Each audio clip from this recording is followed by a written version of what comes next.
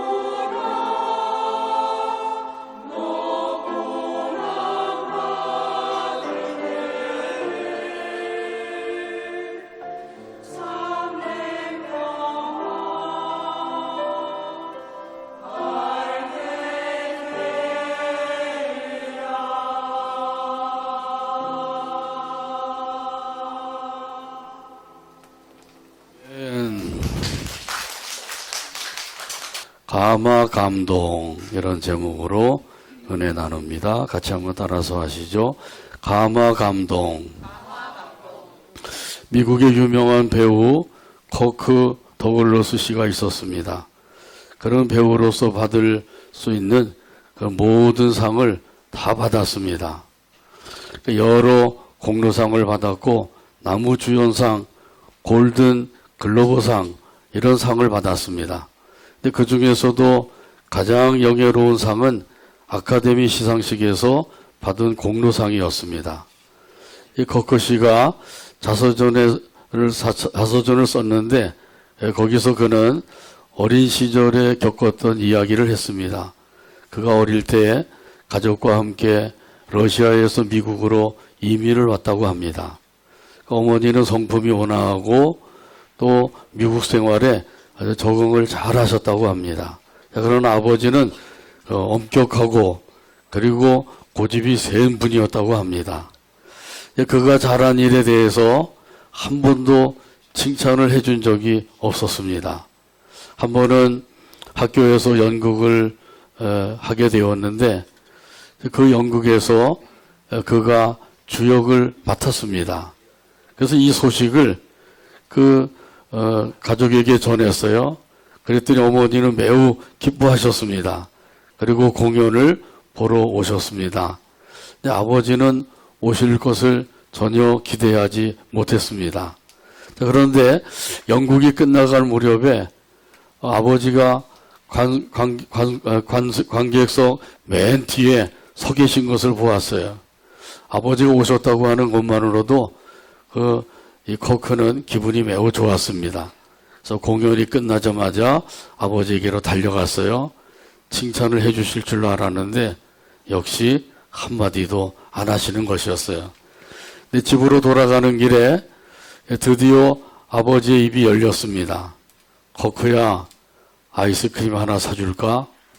이 커크가 그 아이스크림을 먹었는데 그 아이스크림 맛을 지금도 잊을 수가 없다고 기록을 했습니다. 5센트짜리 아이스크림인데 아카데미 상보다도 더 소중한 것이었다고 이야기하고 있습니다. 이것이야말로 아이스크림 하나의 감동이죠. 감동을 받으면 그 일을 오래도록 기억하게 됩니다. 근데 감동이라고 하는 말은 깊이 느끼어서 마음이 움직이는 것을 가리킵니다. 그래서 감동을 받으면 눈물을 흘리기도 하고 또 그 마음이 변화가 되기도 합니다. 마음속 깊이 느끼는 것이 있기 때문에 그런 현상이 나타나게 되죠. 그런데 감동과 은혜라고 하는 것은 전혀 다른 뜻이에요. 이 감동이라고 하는 것은 마음에 깊이 느끼는 것이지만은 은혜라고 하는 것은 무엇인가? 고맙게 베풀어주는 신세와 혜택을 가리키는 거예요. 단순히 마음에 깊이 느끼는 것으로 끝나는 것이 아니라 직접적으로 무엇인가를 베풀어주는 것이 바로 은혜라고 하는 사실이죠. 그래서 부모님의 은혜, 스승의 은혜, 하나님의 은혜 이렇게 이야기하게 되는 거예요. 근데 오늘 본문에 보게 되면 하나님께서 고레스 왕의 마음을 감동을 시켜주셨어요. 오늘 본문 1절에 보면 말씀합니다. 바사왕 고레스 원년에 여호와께서 예레미야의 입을 통하여 하신 말씀을 이루게 하시려고 바사왕 고레스의 마음을 감동시키심에 그가 온 나라에 공포도 하고 조서도 내려 이르되 아멘. 이 고레스 왕 원년이라고 하는 것은 고레스가 왕위에 오른 그 해를 가리키는 거예요. 우리는 보통 그 해를 가리켜서 1년 이렇게 치는데 여기서는 원년이라고 부르고 있는 거죠. 그때가 바로 BC 538년이에요. 이 BC 538년이라고 하는 이 해에는 하나님께서 정하신 해입니다. 어떤 것을 정하셨나요? 이스라엘 백성들이 바벨론에 포로 잡혀가서 70년이 차게 되면 그들을 고국으로 돌려보내겠다. 이렇게 정하신 해예요. 이스라엘 백성들이 바벨론에 포로 잡혀갔죠. 무엇 때문에 포로 잡혀갔나요? 그들이 하나님 앞에 죄를 범했기 때문이에요. 하나님이 택하신 백성이요 하나님이 사랑하시는 백성이지만은 죄를 범하게 되면 그 죄에 대해서는 하나님께서 반드시 죄값을 치르게 하신다고 하는 사실이죠. 그래서 이스라엘 백성들이 범죄해서 바벨론에 포로 잡혀가서 70년 동안 포로 생활을 하게 되었어요. 우리나라는 일제 식민지 36년이죠. 그 생각만 해도 우리나라는 일본에 대해서 안 좋은 감정을 가지고 있는데 바벨론에 포로 잡혀가서 70년 포로 생활했으니 얼마나 힘들고 어렵겠어요.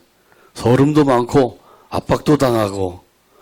자, 그런데 하나님께서 예레미야 선지자를 통해서 예언하신 말씀이대로 이루어 주신 거예요. 예레미야 25장 11절에서 12절에 보면 말씀합니다. 이 모든 땅이 폐허가 되어 놀랄 일이 될 것이며 이 민족들은 70년 동안 바벨론의 왕을 섬기리라. 여호와의 말씀이니라.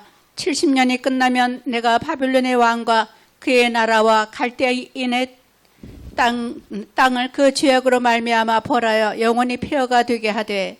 아멘. 70년이 차게 되면 어떻게 한다 그래요? 바벨론을 멸망시키시겠다고 하셨죠. 이 바벨론을 왜 멸망시킨다 그래요? 역시 그들의 죄로 말미암아 멸망을 시킨다고 말씀하셔요. 이스라엘 백성들은 고국으로 돌아가게 하고 그리고 고국에 돌아가서 예루살렘 성전을 건축하게 하겠다. 하나님께서 예레미야 선지자를 통해서 예언하신 거예요. 예언하신 그대로 이루어 주신 것이죠. 포로 생활에서 해방을 받는다.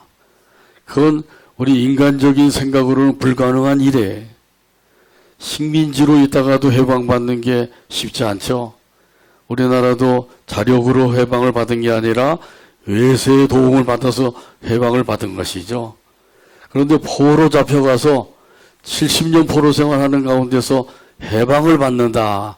그건 하나님의 능력의 역사가 아니면 도저히 생각할 수도 없는 일이죠. 근데 하나님께서 이 일을 이루셨어요.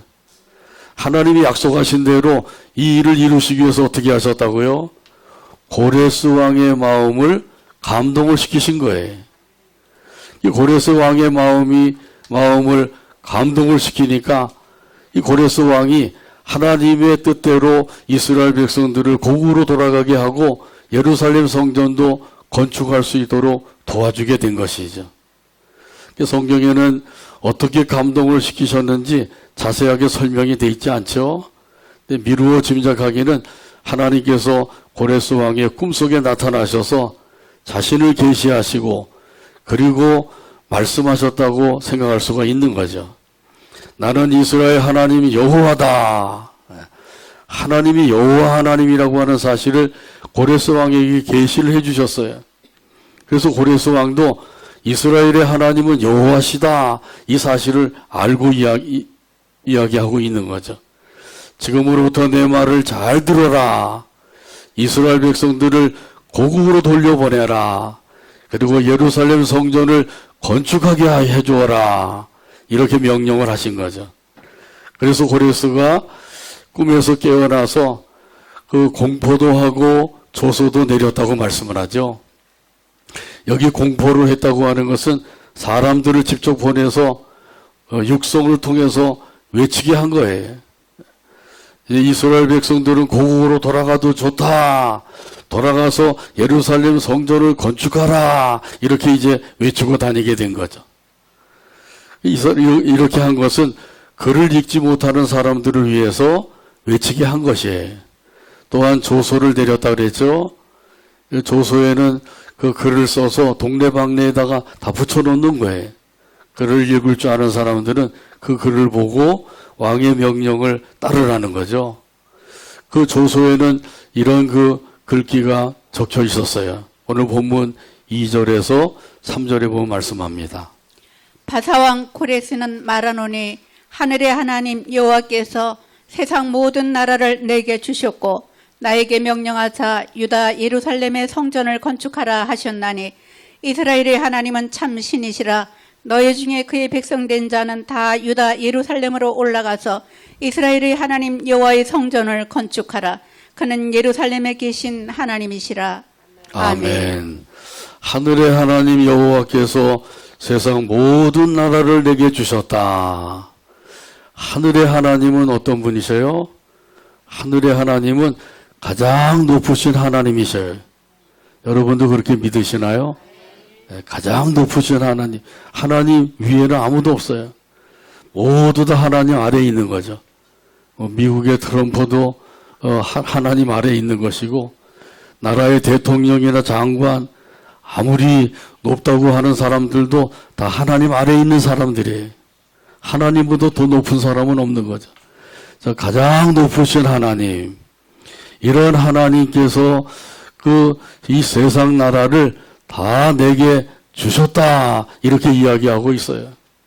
그 나라의 흥망성쇠를 주관하시는 여호와 하나님이심을 알고 있는 것이죠. 하나님을 믿으면 좋았는데 고레스 왕이 알기는 알지만은 믿지는 못하고 있었던 거예요. 감동을 받았기 때문에 하나님을 알았으나 그것으로는 하나님을 믿지 못해요. 어떻게 하면 하나님을 믿을 수가 있어요? 하나님을 믿으려면 은혜를 받아야 됩니다. 은혜를 받으면 비로소 하나님을 믿을 수가 있어요. 아무리 하나님을 예배하고 말씀을 듣고 그렇게 10년, 20년 한다고 할지라도 하나님의 은혜를 받지 못하면 믿음을 가질 수가 없는 거예요. 이 믿음이라고 하는 것은 하나님의 은혜를 받아야만 비로소 가질 수가 있는 거죠. 아직까지도 이 믿음을 갖지 못한 분이 있다고 하면 이 시간 말씀을 통해서 은혜를 받으시고 꼭 믿음을 가지고 살게 되기를 바랍니다. 그래야만 우리가 구원받고 영생을 얻어서 영원한 하나님의 나라에 들어가 살 수가 있기 때문이에요. 이것이 가장 중요한 거예요. 사람들은 이 세상에서 얼마나 잘 사느냐, 얼마나 높은 자리에 올라가느냐, 이것을 가지고 생각하고 따집니다마는 사실은 그것은 죽음으로 다 끝나는 거예요. 죽기 전까지는 그래도 괜찮죠? 그러나 죽으면 가져갈 게 하나도 없어요. 아무리 높은 자리에 있고 아무리 많은 것을 소유했다 할지라도 그것을 가져갈 사람은 하나도 없어요. 무덤에다가 굉장한 금은 무화를 놓아준다 할지라도 그거 가져갈 수 있겠어요? 그것으로 다 끝나는 거죠. 죽음 후에는 영원한 하나님의 나라가 있어요. 그 나라에 우리가 들어가야 되는데 그 나라에 들어갈 수 있는 것은 하나님의 은혜를 받아서 하나님을 믿어야 돼. 그래야만 우리가 그 나라에 들어갈 수가 있기 때문에 하나님의 은혜를 받아서 하나님을 믿고 믿음으로 사세요. 이렇게 계속해서 강조하고 있는 거죠. 근데 고레스 왕은 감동을 받았으나 은혜는 받지 못했어요. 그러나 하나님께서 계신다고 하는 사실은 확실하게 알게 된 거죠. 그래서 고레스 왕이 자기의 힘과 지혜로 세상 나라들을 차지한 것이 아니라 절대자이신 여호와 하나님께서 이 모든 것을 다스리게 해주셨다. 이 사실을 알고 있는 거예요. 꿈속에서 나타난 여호와 하나님의 그 명령대로 예루살렘 성전을 건축하게 할 수가 있었던 것이죠. 감동만 받아서는 하나님의 명령을 따를 수가 있지만은 그 명령을 따르는 데 있어서 두려운 마음으로 따를 수가 있어요. 근데 하나님의 은혜를 받으면 감사하는 마음으로 하나님을 섬기며 따를 수가 있는 것이에요. 그러니까 이 은혜를 받는 게 얼마나 중요한 것인지. 우리가 하나님을 섬겨도 은혜를 받아서 감사하는 마음으로 섬겨야 되겠죠. 그러면 섬기면 섬길수록 마음의 감사가 더욱 넘치고 기쁨이 충만하게 되는 거예요. 그런데 감사하는 마음이 없이 자기의 의를 가지고 섬기게 되면 조금만 하고도 큰 것을 한 것처럼 자랑도 하고 교만을 떨게 되기도 하죠. 그래서 하나님의 은혜를 받는 것이 얼마나 중요한 것인지 몰라요. 하나님께서 이스라엘 백성들 바벨론에 포로 잡혀가서 포로 생활을 했는데 거기서 이제 돌아오게 하기 위해서 고레스 왕의 마음을 감동을 시키신 거예요. 그래서 고레스 왕은 하나님을 믿지는 않았지만은 꿈속에 나타나셔서 명령하신 그 하나님의 명령을 따르지 아니할 수 없었던 거죠. 이스라엘 백성들에게 있어서는 참으로 기적과 같은 놀라운 일이 일어나게 된 거예요. 얼마나 놀랍게 이런 일들이 일어나게 된다고 하는 것은 이 정복자인 왕이 포로 잡아온 고국의 포로 잡아온 백성들을 고국으로 돌아가라. 그리고 예루살렘 성전을 건축하게 해줘라. 그야말로 꿈꾸는 것 같은 것이죠. 꿈이냐 생시냐 이렇게 의아하게 여길 정도가 된 것이란 말이죠. 이스라엘 백성들은 다시 한번 하나님의 은혜를 받았어요. 그것도 큰 은혜를 받았습니다. 이 은혜를 잊지 말고 항상 마음에 간직하고 살면 되는 것이죠. 저와 여러분에게도 하나님께서 크고 놀라운 은혜를 부어주신 줄로 믿습니다. 아멘. 창조의 은혜를 주셨어요. 아멘. 구원의 은혜도 주셨습니다. 때를 따라 돕는 은혜를 주셨습니다. 족한 은혜도 주셨습니다. 이 은혜를 잊지 말아야 돼요. 이 은혜를 잊지 말고 항상 마음에 간직하고 살면 되는 거예요. 그래서 우리가 이 은혜를 받았기 때문에 이 자리에까지 와서 하나님 앞에 예배하며 섬기게 된 줄로 믿습니다. 우리 하나님께 영광을 돌리며 살게 된 것도 하나님의 은혜로 된 것이에요. 고린도전서 15장 10절에 보면 이런 의미로 말씀합니다. 그러나 내가 나 된 것은 하나님의 은혜로 된 것이니 내게 주신 그의 은혜가 헛되지 아니하여 내가 모든 사도보다 더 많이 수고하였으나 내가 한 것이 아니요 오직 나와 함께 하신 하나님의 은혜로라. 아멘. 이 사도 바울은 은혜를 제대로 깨달은 사람이에요. 예수님을 믿는 사람이 된 것 역시 하나님의 은혜다. 복음을 전하게 된 것 역시 하나님의 은혜다. 곳곳에 교회를 세운 것 역시 하나님의 은혜로 된 것이다. 그리고 다른 사람들보다도 많이 수고한 것 역시 하나님의 은혜로 된 것이다. 모든 것이 하나님의 은혜라고 하는 사실을 고백하고 있는 것이죠. 당연한 줄 알았는데 당연한 것이 아니라 뭐예요? 은혜인 것이죠. 할렐루야. 이 은혜를 깨닫는 게 얼마나 중요한 것인지 몰라요. 그 은혜를 깨달은 사람들은 그 은혜를 생각하면서 하나님 앞에 감사하게 되는 거죠. 사도 바울처럼 모든 것이 하나님의 은혜로 된 것입니다. 이렇게 고백하는 거예요. 이스라엘 백성들이 고국으로 돌아가게 된 것 역시 하나님의 은혜인 것이죠. 예루살렘 성전을 재건할 수 있게 된 것 역시 하나님의 은혜로 된 것이에요. 근데 하나님의 은혜를 은혜로 아는 것이 얼마나 중요한 것인지 모르죠.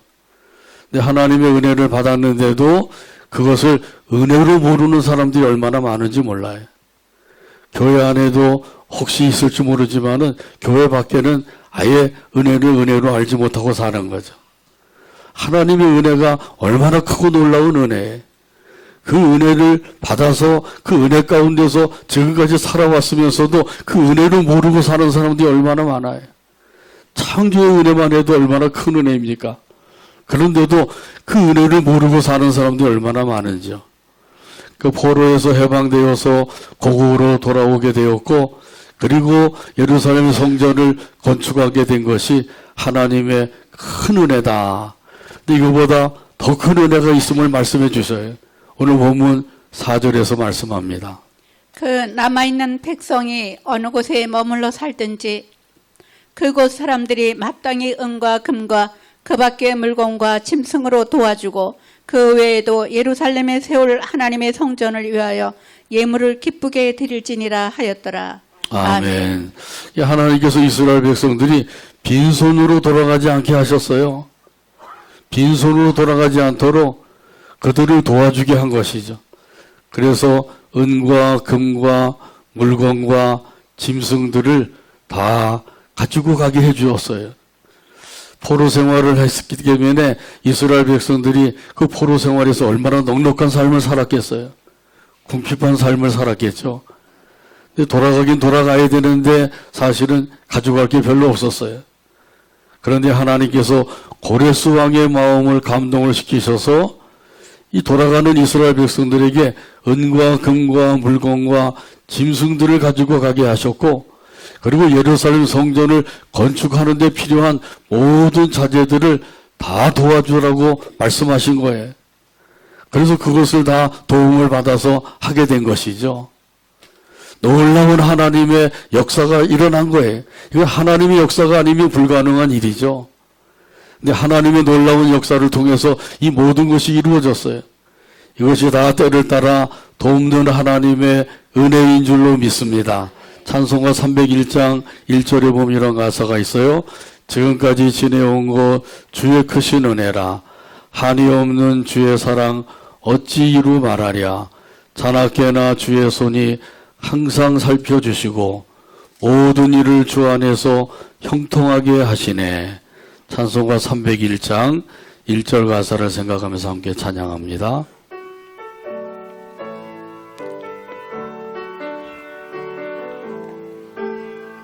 지금까지 지내온 것 지금까지 지내온 주의 크신 은혜라. 주의 크신 은혜라. 한이 없는 주의 사랑 없는 주의 사랑 어찌 이루 말하랴. 어찌 이루 말하랴. 자나깨나 주의 손이 자나깨나 손이 항상 살펴주시고 항상 살펴주시고 모든 일을 주 안에서 모든 일을 주 안에 형통하게 하시네. 형통하게 하시네.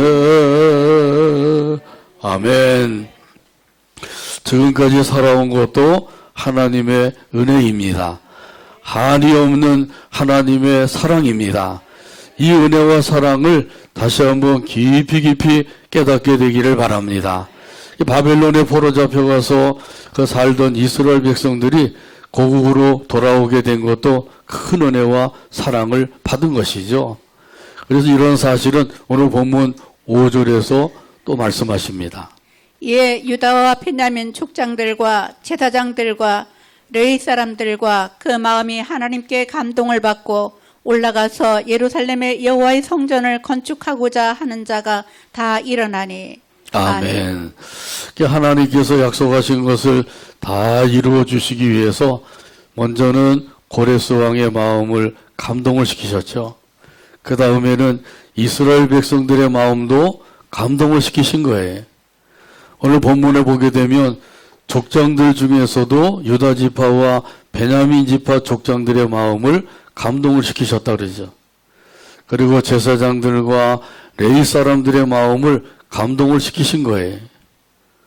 그래서 그들이 1차로 먼저 고국으로 돌아가게 된 것이죠. 근데 그 외에도 바벨론에 포로 잡혀와서 사는 이스라엘 백성들이 많이 있었어요. 그런데 그들은 이 왕이 고국으로 돌아가서 예루살렘 성전을 건축하라. 그리고 그들이 가는데 필요한 금과 은과 물건들과 짐승들 그리고 모든 자재들을 다 도와주어라. 그렇게 명령했는데도 불구하고 많은 사람들이 고국으로 돌아갈 생각을 하지 않은 거예요. 왜 돌아가려고 하지 않았을까요? 그것은 비록 포로 생활이지만은 그 포로 생활 70년 하는 동안에 거기서 터전을 잡고 안정된 생활을 하게 된 거예요. 넉넉하진 않아도 안정된 삶을 살고 있었는데 고국으로 가게 되면 어떻게 돼요? 폐허가 된 고국 땅에다가 집을 지어야 되고 밭을 일궈야 되고 무엇보다도 성전을 재건해야 된단 말이죠. 이런 일들이 쉬운 게 아니죠. 그런 일들을 생각하면 발걸음이 쉽게 떨어지지 않는 거예요. 그래서 고국으로 돌아가라 명령을 내렸는데도 많은 사람들이 돌아갈 생각을 하지 않고 있었던 거예요. 그래서 하나님께서는 먼저 유다 지파와 베냐민 지파의 족장들, 또 제사장들, 레위 사람들 이런 사람들의 마음을 감동을 시키셔서 그들로 하여금 먼저 고국으로 돌아가서 나라를 재건하고 성전을 재건하는 일을 할 수 있게 하신 거란 말이죠. 그리고 2차, 3차에 걸쳐서 고국으로 돌아갈 수 있도록 해주셨어요. 이렇게 이 고국으로 돌아갈 생각을 하지 않았던 사람들은 고국을 생각하기보다는 자기의 안위를 먼저 생각했기 때문이죠. 그러나 감동을 받아서 돌아가려고 했던 사람들은 자기의 안위보다는 고국을 먼저 생각하는 마음이 있었던 거예요. 어떤 것을 먼저 생각하느냐 여기에 따라서 삶이 달라지게 되는 거죠. 먼저 자기의 안위를 꾀하는 것이 아니라 고국을 생각하는 마음, 그 사랑하는 마음을 가지고 있는 사람들이 족장들이고 제사장들이고 레위 사람들이었던 것이죠. 그 외의 사람들은 여기가 좋사오니 그리고 머물러 있었던 것이에요. 이렇게 하나님께서는 하나님의 뜻을 이루시기 위해서 지금도 감동, 감화, 역사하고 계신 줄로 믿습니다. 이게 하나님의 역사하심이에요. 감화, 감동을 주실 때 그때 우리가 할 일은 무엇인가요? 우리가 할 일은 순종하는 거예요. 순종하게 되면 거기에 하나님의 놀라운 역사가 일어나게 되는 줄로 믿습니다. 근데 순종하지 아니하면 하나님의 역사가 없어요. 어떤 사람에게는 하나님의 역사가 막 나타나는데 어떤 사람은 맹숭맹숭한 가운데 사는 거죠. 왜 그런지 한번 돌아보세요. 내가 얼마나 하나님께서 감동을 주실 때 순종을 했는가, 그걸 한번 살펴봐야 되죠. 나라를 사랑하고 교회를 사랑하고 더 나아가서 하나님을 사랑하는 사람들, 이런 사람들은 성령의 감동함을 받아서 순종하고 있는 사람들이에요. 그래서 나라도 사랑하고 교회도 사랑하고 하나님도 사랑하며 살게 되는 것이죠. 그 순종하지 않은 사람들은 여전히 자기의 안일만을 꾀하며 사는 사람들인 거예요. 교회가 어떻게 되든지 나라가 어떻게 되든지 뭐 하나님이 어떻게 되든지 거기에 전혀 신경 쓰지 아니하고 자기만 잘 될 마음을 가지고 사는 거죠. 오직 나만 잘 돼야 된다는 거죠. 그것도 또 핑계도 되죠. 내가 잘 돼야지 하나님께 영광을 돌리지 않느냐. 뭐 틀린 말은 아닌데 그렇게 핑계대고 살다가 죽으면 끝나는 거예요. 그러니까 사도 바울은 하나님의 은혜를 받았어요. 하나님께서 주시는 감동을 받아서 그 감동대로 행한 분이시죠.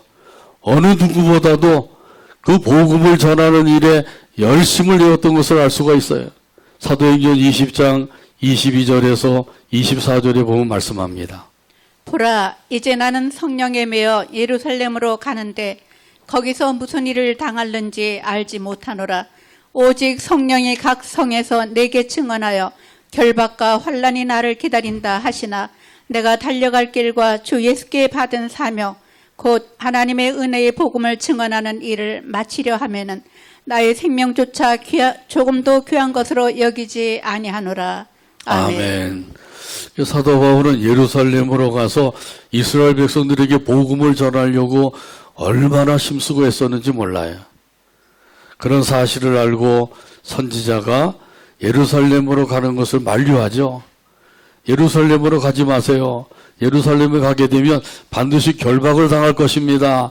환난과 핍박을 당하게 될 것입니다. 그러니 예루살렘으로 올라가지 마세요.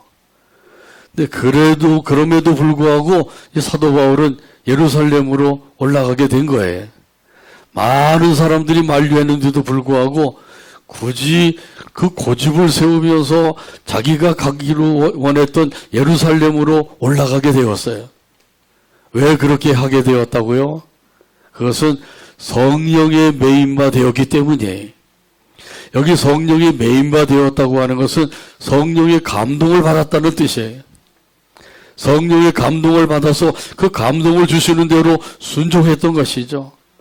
그래서 그 많은 사람들이 올라가면 결박을 당한다, 환난과 핍박을 받을 것이다. 그럼에도 불구하고 사도 바울은 예루살렘으로 올라갔어요. 그리고 그렇게 고백을 하죠. 은혜의 복음을 전하는 일에는 나의 생명조차 조금도 귀한 것으로 여기지 아니하노라. 할렐루야. 한번 따라서 할까요?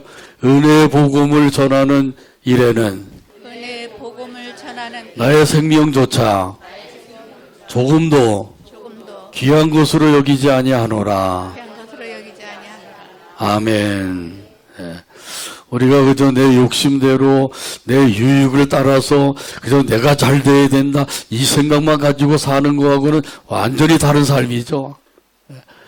은혜의 복음을 전하는 일에 있어서 자기 생명조차도 조금도 귀한 것으로 여기지 않고 아까워하지 아니하고 복음을 전하러 가겠다고 하는 사도 바울의 결심이죠. 그래서 많은 곳에 가서 복음을 전했고 교회도 세우고 그들을 꼭 굳건하기 위해서 편지를 보내서 지금도 그 편지가 성경에 기록되어 있는 것이죠. 이런 사도 바울을 세상 사람들이 바라볼 때 어떻게 보겠어요? 미친 거식이라고 보겠죠. 세상 사람들이 이해할 수가 없는 거예요. 어떻게 그 깊은 뜻을 이해할 수가 있겠어요?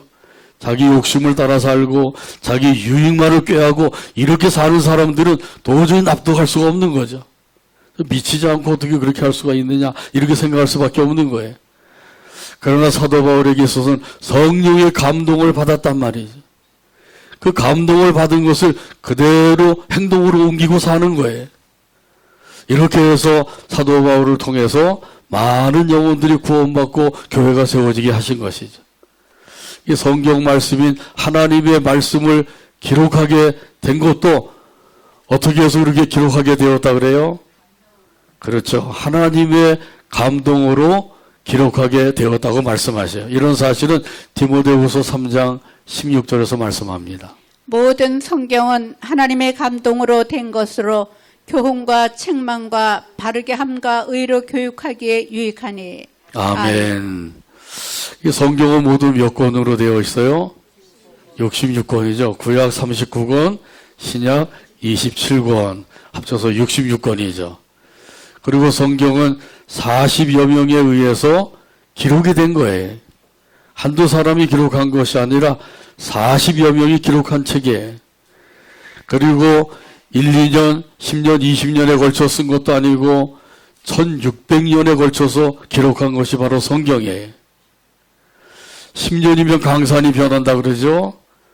그런데 1600년에 걸쳐서 기록한 것이니까 160번이나 강산이 변한 거죠. 이런 그 40여 명에 걸쳐서 또 1600년에 걸쳐서 이 성경이 기록이 된 거예요. 그리고 놀라운 일은 이렇게 엄청난 많은 사람들과 엄청난 그런 횟수를 겪으면서 이 성경이 기록이 되어 있는데 한 가지 사실만을 기록하고 있다는 거죠. 그것이 무엇인가요? 그것은 예수 그리스도를 증거하고 있다는 거예요. 참으로 신기하고 놀라운 일이죠. 어떻게 그 1600년에 걸쳐서 40여 명이 기록한 성경이 예수 그리스도를 증거하고 있다고 하는 사실이냐 말이죠. 구약 성경은 오실 예수님, 신약 성경은 오신 예수님과 다시 오실 예수님을 증거하고 있는 거죠. 참으로 놀라운 일이죠. 그래서 이 성경은 지금까지 오는 동안에 세계에서 베스트셀러로 매년 올라가고 있어요. 아무리 유명한 책이라고 할지라도 성경보다 베스트셀러가 되지 못해요. 성경이야말로 매년 세계적으로 베스트셀러가 되는 거예요. 엄청난 일이죠. 근데 이런 귀한 성경인데도 그걸 모르고 성경을 도외시하고 사는 사람들이 얼마나 많은지. 부지런히 성경에 기록되어 있는 하나님의 말씀을 읽게 되기를 바랍니다. 그리고 그 말씀을 묵상하게 되기를 바랍니다. 그리고 말씀 따라서 순종하며 살게 되기를 바랍니다. 아멘. 그러면 그 삶에 놀라운 변화가 이루어지게 되는 거예요. 교회 나오고 예배드리고 말씀을 듣고 아무리 그래도 하나님의 말씀대로 살지 아니하면 소용이 없는 거예요. 하나님의 말씀을 성경에 기록하게 된 것은 바로 하나님의 감동을 받아서 말씀을 기록했기 때문에 40여 명이 1600년에 걸쳐서 기록을 했는데 불구하고 동일하게 예수님을 증거하고 있다고 하는 사실이에요. 이 사실만 해도 얼마나 놀라운 일인지. 성령의 감동하심이 없었다고 하면 이렇게 기록할 수가 없는 거예요. 그러니까 이 세계의 베스트셀러가 되는 이 성경 말씀을 항상 귀하게 여기고 이 말씀을 읽고 묵상하고 그 말씀 따라서 살고자 힘써야 되는 거죠. 이걸 위해서 기도해야 되고요. 그러면 그 삶 속에 놀라운 변화가 일어나게 될 것이에요. 하나님께서는 사람들에게 감동을 주셔서 그 감동을 받은 사람들이 순종하는 가운데서 놀라운 일들을 이루게 하시는 거예요. 지금도 이렇게 역사하고 계셔요. 그래서 감동을 주셔서 이스라엘 백성들 포로에서 돌아가게 하시고 복음도 전하게 하시고 성경도 기록하게 하시고 교회도 세우게 하시고 하나님의 일을 감당하게 하시는 거예요. 성령의 감동에 의해서 지금도 이 모든 일들을 이루어가고 계신다고 하는 사실을 꼭 믿으시길 바랍니다.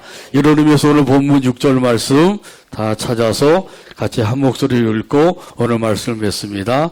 그 사면 사람들이 은그릇과 금과 물건들과 짐승과 보물로 돕고 그 외에도 예물을 기쁘게 드렸더라. 아멘. 기도합니다. 하나님 아버지 감사합니다. 오늘도 사랑으로 인도하셔서 함께 영광 돌리게 하시고 말씀을 받게 하시니 감사합니다. 말씀을 들을 때에 성령님의 역사를 통해서 깨닫는 은혜가 있게 해주시고 그 은혜 가운데서 말씀 따라 순종하며 살아가는 우리 모두의 복된 삶이 되도록 역사하여 주시옵소서. 예수님의 이름으로 기도하옵나이다. 아멘.